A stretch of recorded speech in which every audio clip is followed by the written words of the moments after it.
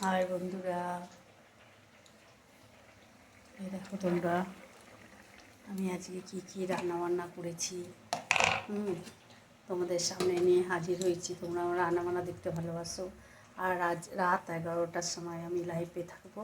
তোমরা সবাই এসো, বসবো 8 ঘন্টার জন্য। দেখো এখানে ভাত, দেখো ভেন্ডি আলু ভাজা, ডাল টাল করিনি।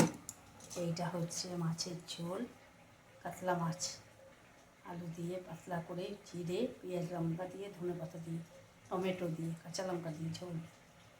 আর এইটা হচ্ছে তেলাপিয়া মাছ সর্ষে দিয়ে মাখা মাখা। দেখেছো মাখা